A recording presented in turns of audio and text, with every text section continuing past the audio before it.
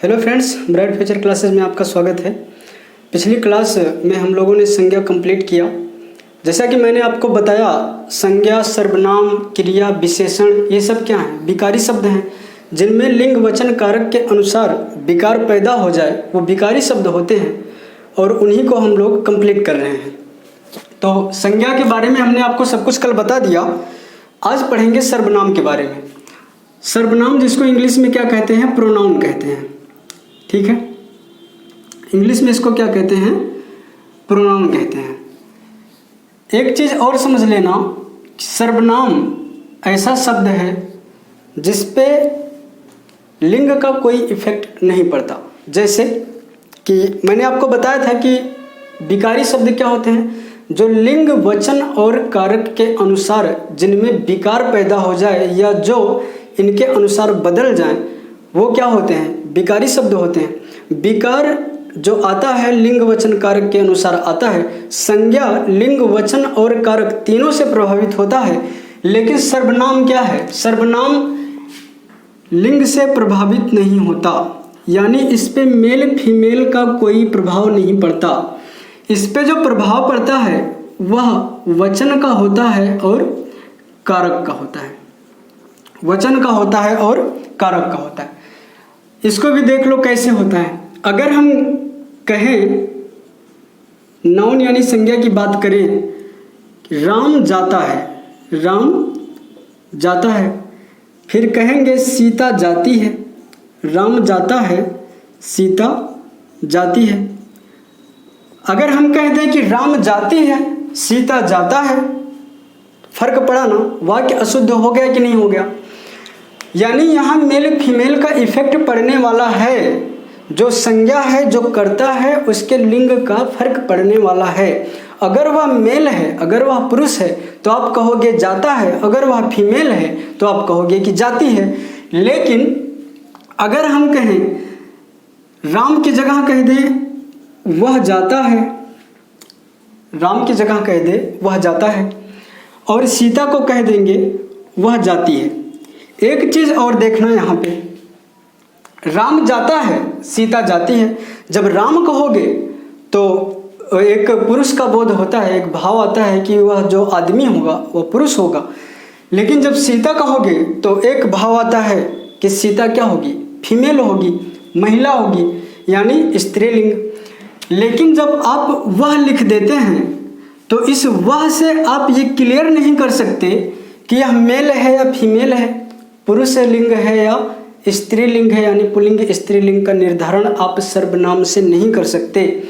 इसका मतलब यही है कि सर्वनाम ऐसा शब्द है जिस पे लिंग का कोई फर्क नहीं पड़ता। इसमें जो विकार पैदा होता है वह वचन और कारक के अनुसार पैदा होता है। और देखना, अब समझाते हैं सर्वनाम का मतलब क्या है। सर्वनाम, सर्व का मतलब होता है सभी और नाम का मतलब संज्ञा। सर्व का मतलब सभी और नाम का मतलब संज्ञा। जैसा कि मैंने संज्ञा के बारे में कल आपको बताया, जब कि संज्ञा को अगर हटा दो तो बस समझो क्या? नाम। जो नाम है वही संज्ञा है, जो संज्ञा है वही नाम है। तो सर्वनाम, सर्वनाम का मतलब कि जितने भी नाम हैं उनके स्थान पे जो शब्द आप प्रयोग करेंगे, उनके स्थान पे यानी संज्ञा या नाम के स्थान पे जिस शब्द का आप प्रयोग करेंगे उसी को सर्वनाम कहते हैं। उसी को क्या कहते हैं? सर्वनाम। यानी सभी नामों के स्थान पर जो वर्ड आए उसको सर्वनाम कहते हैं। अब सर्वनाम होते कितने प्रकार के हैं? दो चीज समझना यहाँ से। अगर पूछे सर्वनाम के प्रकार या पूछ ले सर्वनाम के भेद, तो आप आंसर करिएगा 6। सर्वनाम के भेद या प्रकार जो हैं वो कितने हैं? 6 हैं। लेकिन अगर कहें सर्वनामों की संख्या कितनी है, सर्वनामों की संख्या कितनी है, तो आंसर होना चाहिए 11। ठीक है, प्रकार और भेद 6 हैं, लेकिन सर्वनामों की टोटल संख्या जो है वो 11 है। अब आते हैं सर्वनाम के भेद और प्रकार पे। चाहे भेद कहो चाहे प्रकार कहो, दोनों चीज़ एक ही है। तो सर्वनाम के 6 प्रकार मैंने आपको बताया। पहला हो जाता है पुरुषवाचक, दूसरा निजवाचक, तीसरा निश्चयवाचक, चौथा है अनिश्चयवाचक, पांचवा है संबंधवाचक और छठवां है प्रश्नवाचक। अब पुरुषवाचक सर्वनाम कौन से हैं? पुरुषवाचक सर्वनाम कौन से हैं? ऐसे सर्वनाम जिनका प्रयोग आप किसी व्यक्ति विशेष के लिए करें उसे क्या कहेंगे? पुरुषवाचक सर्वनाम कहेंगे। जैसे अपने लिए अगर प्रयोग करना हो आप कहेंगे मैं, हम, दूसरे को बोलना है कहोगे तुम, तीसरे को कहना है वह, यह, वह, ठीक है। तो वो क्या होता है? पुरुषवाचक होता है, यानी व्यक्ति विशेष के लिए प्रयोग किया गया सर्वनाम पुरुषवाचक सर्वनाम होता है। जैसे मैं, तू, वह। अब इसमें एक चीज और समझना, ये सर्वनाम पुरुषवाचक जो सर्वनाम है यह 3 प्रकार का होता है। 3 प्रकार का होता है। पहला हो जाता है उत्तम पुरुष,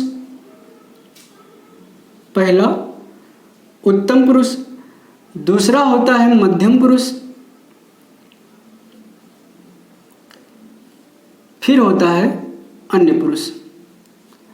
अब इसको समझना कि मध्यम पुरुष क्या है, उत्तम पुरुष क्या है और अन्य पुरुष क्या है, ठीक है। मान लीजिए कि हम आप बात कर रहे हैं, उसमें एक मैं हूं जो आपसे बोल रहा हूं, लेकिन एक तीसरा आदमी है जिसके बारे में मैं बोल रहा हूं। मैंने तुमसे कहा कि वह आदमी बहुत ईमानदार है। बोला कौन? मैं। सुने कौन? आप। बोला किसके बारे में? तीसरे के बारे में कि वह आदमी बहुत ईमानदार है। तो जब मैंने आपसे कहा तो मैं हो जाऊंगा वक्ता, आपने मेरी बात सुनी तो आप हो जाएंगे श्रोता, और जिसके बारे में मैंने बात की उसे हम कह देंगे वह क्या है? अन्य आदमी है। वक्ता जो होता है वह उत्तम पुरुष हो जाता है, श्रोता जो होता है वह मध्यम पुरुष हो जाता है, और तीसरा जिसके बारे में हम बात कर रहे हैं उसी को अन्य पुरुष कहते हैं। क्लियर हुआ? क्या मतलब हुआ? उत्तम मतलब कि हम बोल रहे हैं, किसी के बारे में बोल रहे हैं, बीच में आप आए हैं, तो मतलब बीच का मतलब होता है मध्यम, तो आप मध्यम पुरुष हो जाएंगे।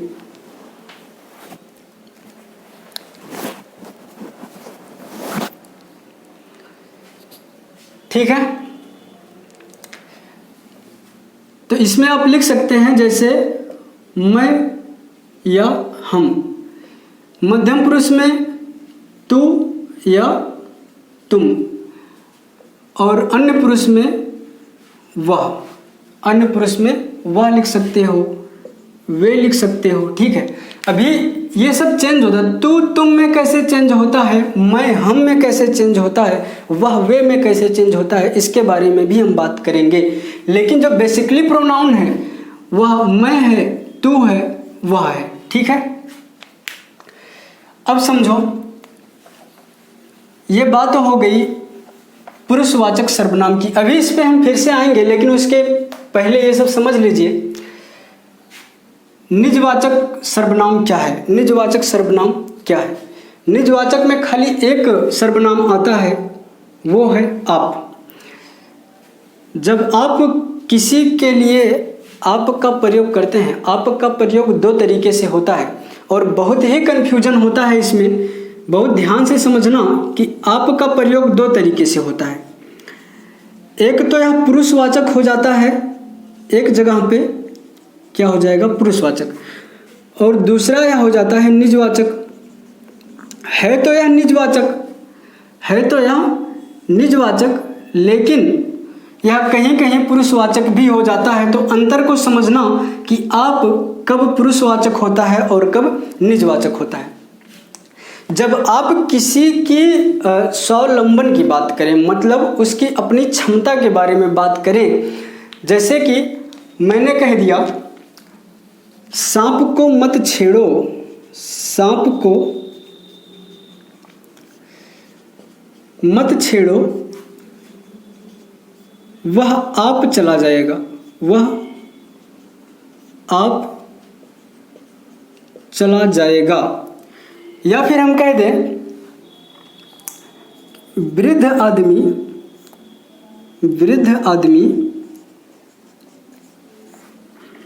अपने आप चल सकता है, अपने आप चल सकता है।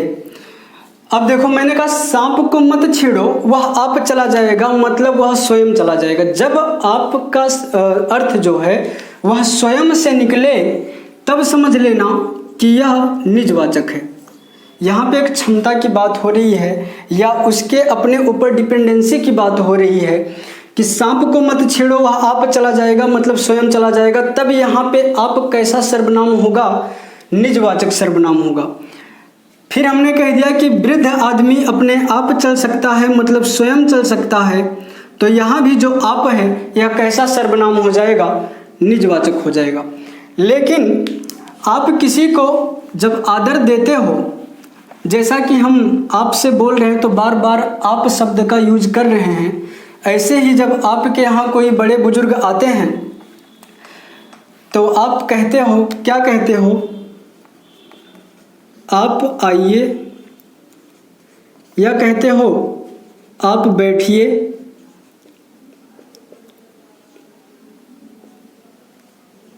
ठीक है।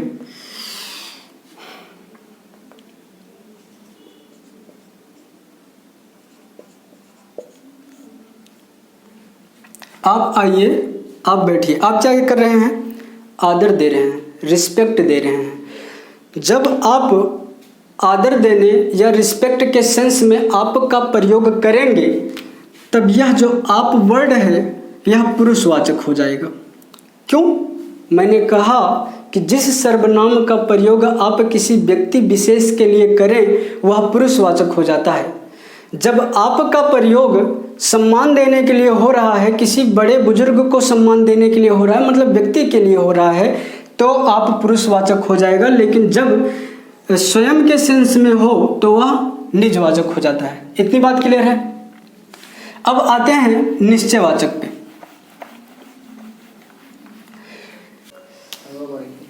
निश्चयवाचक में दो सर्वनाम होते हैं, एक है यह, दूसरा है वह। इसके प्रयोग को समझना, यह का प्रयोग होता है नज़दीक की वस्तुओं के लिए और वह का प्रयोग होता है दूर की वस्तुओं के लिए। यानी यह का प्रयोग नज़दीक के सेंस में, करीब के सेंस में, और वह का प्रयोग दूर के सेंस में। जैसे अगर कोई कलम आपके पास है तो आप कहेंगे यह कलम मेरी है। कार दूर खड़ी है तो आप कहेंगे वह कार मेरी है। तो यह का प्रयोग करीब वाली चीज़ के लिए किए और वह का प्रयोग दूर वाली चीज़ के लिए। ठीक है। अगला है अनिश्चयवाचक। देखो, जैसे निश्चयवाचक का मतलब होता है कि कोई चीज़ निश्चित है, फिक्स है, ठीक है। लेकिन अनिश्चय का मतलब होता है कि वह चीज़ फिक्स नहीं है। कैसे प्रयोग करते हैं, होता क्या है ये? इसमें अनिश्चयवाचक जो सर्वनाम है, एक है कोई, एक है कोई और दूसरा है कुछ। कोई और कुछ। कोई का प्रयोग प्राणियों के लिए होता है, यानी सजीव के लिए होता है, और कुछ का प्रयोग जो होता है इसे आप कह सकते हैं निर्जीव के लिए होता है या किसी वस्तु के लिए होता है। कोई का प्रयोग प्राणी के लिए, कुछ का प्रयोग निर्जीव के लिए। कैसे समझिए? कोई आपके दरवाजे पे आकर के नॉक किया, आप कहेंगे कि कोई आया है, कोई आया है। कहेंगे कोई आया है, कुछ लाया है। कोई आया है, कुछ लाया है। ठीक है। तो कोई आया है मतलब डेफिनेट नहीं है, तो यह अनिश्चयवाचक सर्वनाम है। किसके लिए प्रयोग हुआ है? किसी प्राणी के लिए प्रयोग हुआ है। और कुछ लाया है मतलब यह भी डेफिनेट नहीं है कि क्या लाया है, तो कुछ लाया है, लेकिन कुछ का प्रयोग किसके लिए हुआ है? किसी वस्तु के लिए हुआ है। डिफरेंस समझ में आ गया? अगला है संबंधवाचक। संबंधवाचक सर्वनाम क्या होता है कि इस सर्वनाम का एक दूसरे से कनेक्शन होता है। जैसे अगर हम कहें कि जो खोएगा सो पाएगा,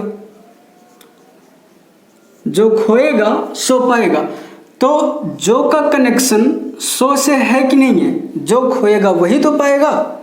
खोने और पाने में जो संबंध दिखा रहा है, जो और सो दिखा रहा है, तो इस वजह से जो और सो संबंधवाचक प्रोनाउन यानी संबंधवाचक सर्वनाम हो जाएगा। अब जो को कहीं कहीं लिख सकते हैं जैसा करोगे वैसा भरोगे। ये सब वर्ड जो हैं एक साथ आते हैं और दोनों में संबंध दिखाते हैं, तो ऐसे प्रोनाउंस को क्या कह देंगे? संबंधवाचक सर्वनाम या संबंधवाचक प्रोनाउन, जो भी आप समझें। अगला है प्रश्नवाचक सर्वनाम। जैसे कि नाम से ही पता चल रहा है प्रश्नवाचक, जो प्रश्न पूछता हो। वाचक का मतलब होता है कहना, पूछना, ठीक है, बताना। तो प्रश्नवाचक जो प्रश्न पूछने का काम करे वह प्रश्नवाचक सर्वनाम हो जाता है। और जैसे प्रश्नवाचक वर्ड होते हैं, जितने प्रश्नवाचक वर्ड होते हैं उनमें से कौन और क्या, दो ही प्रश्नवाचक शब्द ऐसा है जो प्रश्नवाचक सर्वनाम का काम करता है, कौन और क्या, ठीक है। अब आते हैं इस पॉइंट पे और समझते हैं कि कारक और वचन के अनुसार सर्वनाम में परिवर्तन कैसे होता है। इसके विकार को समझना बहुत इम्पोर्टेंट है और क्वेश्चन भी यहाँ से बहुत अच्छे बनते हैं। एक क्वेश्चन जैसे हम आपको दिखाएं, पूछता है तुमको, तुमको क्या है? एक सर्वनाम है, तुमको सर्वनाम है। पूछेगा तुमको कैसा सर्वनाम है, तुमको कैसा सर्वनाम है? ऑप्शन दे देगा एक वचन, पुरुषवाचक, या पुरुषवाचक ना दे करके यहां दे देता है एक वचन उत्तम पुरुष। दूसरा ऑप्शन दे दिया बहुवचन, बहुवचन मध्यम पुरुष। तीसरा दे दिया एक वचन अन्य पुरुष।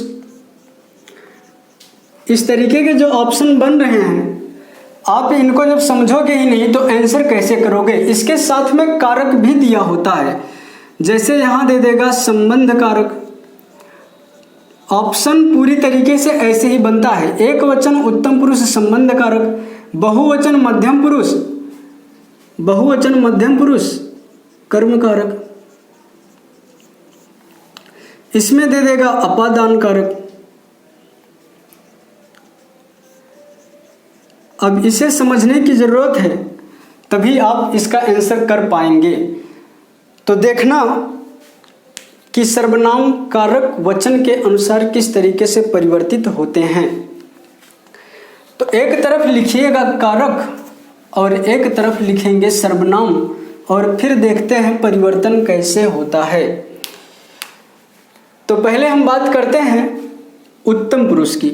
यहाँ मैंने आपको शुरुआत में ही बताया था, ये जो मैं है, मैं हम में कैसे चेंज होता है इसको देखना। पहले हम यहाँ लिख दे रहे हैं कारक। कारक एक चैप्टर पढ़ाएंगे हम आपको, लेकिन आज यहाँ ऐसे थोड़ा सा समझ लीजिए, क्योंकि जब कारक को नहीं समझेंगे तो कॉन्सेप्ट भी क्लियर नहीं होगा। कारक मुख्यतः 8 प्रकार के होते हैं। कारक मुख्यतः 8 प्रकार के होते हैं। एक हो जाता है कर्ता कारक, कर्म कारक, करण कारक, संप्रदान कारक, अपादान कारक, अधिकरण कारक, संबंध कारक, और लास्ट में होता है संबोधन कारक। इनके जो कारक चिन्ह होते हैं, कर्ता ने कर्म को करण से, लेकिन यहाँ जो सेंस होता है के द्वारा, संप्रदान को या के लिए। अपादान इसका भी कारक चिन्ह से है, लेकिन यहाँ जो सेंस होता है वह अलगाव का सेंस होता है। जैसे कहेंगे पेड़ से पत्ते गिरते हैं, तो पेड़ से पत्ते अलग हो रहे हैं। अधिकरण कारक का जो चिन्ह है में या पर, संबंध का की या के। संबोधन का जैसे कहते हैं हे राम, हे श्याम इत्यादि। तो जब आप गिनोगे तो 1 2 3 4 5 6 7 और 8 कारक कितने हो गए? 8। चिन्ह कारक चिन्ह देख लीजिए, यही होते हैं कारक चिन्ह। लेकिन सर्वनाम में संबोधन कारक का प्रयोग नहीं होता। जैसे राम क्या है? एक संज्ञा है। जब आप संबोधन करेंगे तो संज्ञा का संबोधन, जो पुरुषवाचक संज्ञा है उसी का संबोधन आप कर सकते हैं। पुरुषवाचक नहीं, व्यक्तिवाचक संज्ञा। जैसे जब आप किसी व्यक्ति का संबोधन करते हैं, हे राम, हे श्याम, हे भगवान, तो ये सब क्या है? संबोधन कारक यहाँ हो जाता है। लेकिन सर्वनाम में संबोधन का प्रयोग नहीं होता, क्योंकि आप संबोधन का प्रयोग कर नहीं सकते। यहाँ पे जो सर्वनाम होता है वह, यह, तुम, तो अगर आप कहोगे हे तुम, हे वह, हे यह, तो यह गलत होता है। इस वजह से संबोधन यहाँ से कैंसिल हो गया। अब कर्ता, कर्म, करण, संप्रदान, अपादान, अधिकरण और संबंध बचा है। अब देखिए, पहले हम मैं को तुम में चेंज, मैं को हम में चेंज करके दिखाते हैं कैसे होता है। जो पहला उठाया मैंने, मैं, क्या है यह? उत्तम पुरुष है, ठीक है। अब इसका एक वचन देखना और बहुवचन देखना, एक वचन और बहुवचन, ठीक है। कर्ता का जो चिन्ह है वह है ने, तो मैं में जोड़ दीजिए ने, तो हो जाएगा मैंने। मैं का कर्ता कारक एक वचन और उत्तम पुरुष तो यह खुद में है ही, क्या हो जाएगा? मैंने, ठीक है। लेकिन अगर आप बहुवचन की बात करेंगे तो हो जाता है हमने।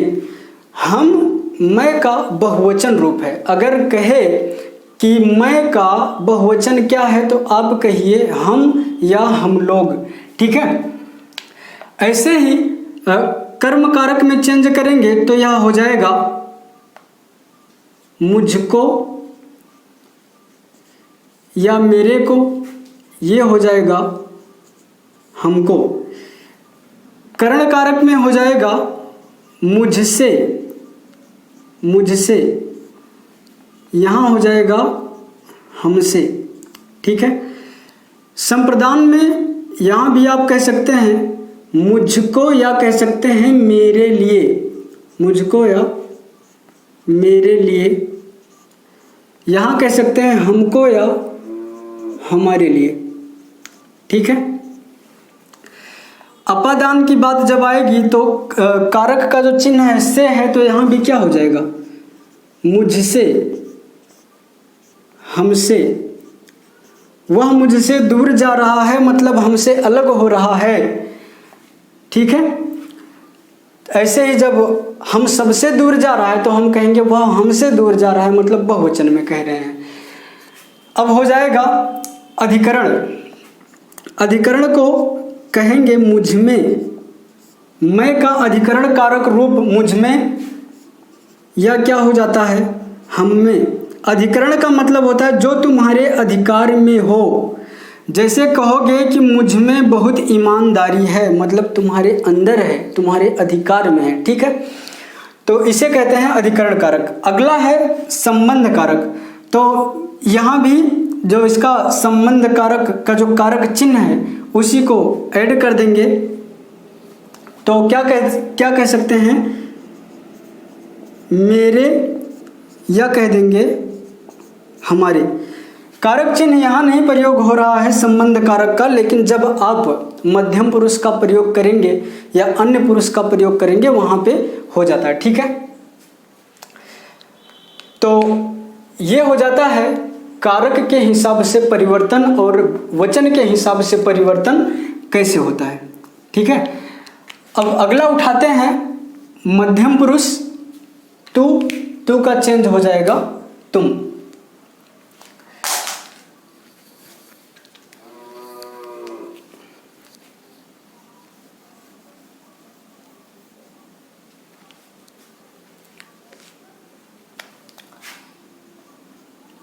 तू क्या है? मध्यम पुरुष है। ठीक है, अब देखो चेंज कैसे होता है।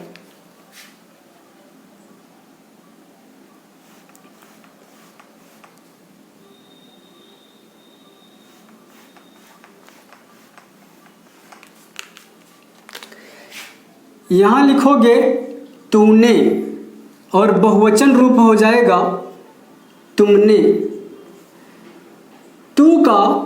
तू का बहुवचन रूप होता है तुम या तुम लोग। तो कर्ता कारक में कहेंगे तूने, बहुवचन होगा तो कहेंगे तुमने। यहां कहेंगे तुझको, बहुवचन में कहेंगे तुमको। इसे हो जाता है करण में तुमसे। क्या हो जाता है? तुमसे नहीं होता, तुझसे होता है। तुझसे यहां हो जाता है तुमसे। ऐसे इस संप्रदान कहेंगे तेरे लिए। एक वचन में क्या कहेंगे? तेरे लिए। और बहुवचन में कहेंगे तुम्हारे लिए। अपादान से कहेंगे तुझसे, लेकिन सेंस क्या होगा? अलगाव का। और यहां कहेंगे तुमसे। फिर अधिकरण है तो कहेंगे तुझमें बहुत घमंड है। तो क्या हो जाएगा? अधिकरण कारक। और यहां कहेंगे तुम में। ठीक है, संबंध में कहेंगे तुझे नहीं कहेंगे, यहां हो जाएगा तेरा या हो जाएगा तेरी। और इसमें कहेंगे तुम्हारा। बहुवचन में क्या हो जाएगा? तुम्हारा, तुम्हारे या तुम्हारी। ठीक है, तो ये हो गया मध्यम पुरुष में परिवर्तन। अब अन्य पुरुष का देख लो। अन्य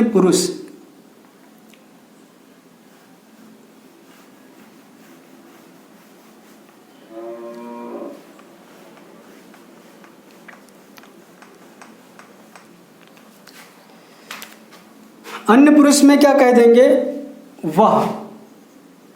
वह क्या है? अन्य पुरुष है। ठीक है,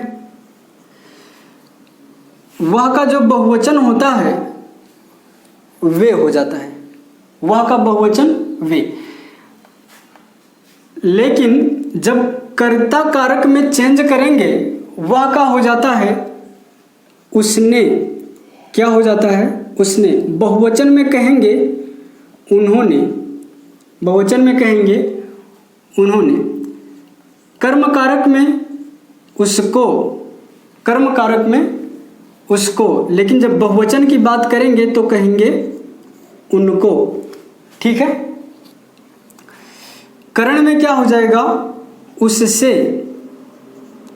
यहां हो जाएगा उनसे। ऐसे ही संप्रदान में यहां भी कह सकते हैं उसको या कह सकते हैं उसके लिए। उसको या उसके लिए। यहां कह देंगे उनको या उनके लिए। ऐसे ही अपादान में अलगाव के सेंस में लिखेंगे उससे, उनसे। उससे और उनसे। अधिकरण में लिखेंगे उसमें बहुत घमंड है। यहाँ कहेंगे उनमें बहुत घमंड है, मतलब ये बहुवचन की बात हो रही है। संबंध में कहेंगे उसका या कहेंगे उसके, यहाँ कह देंगे उनका या कह सकते हैं उनके।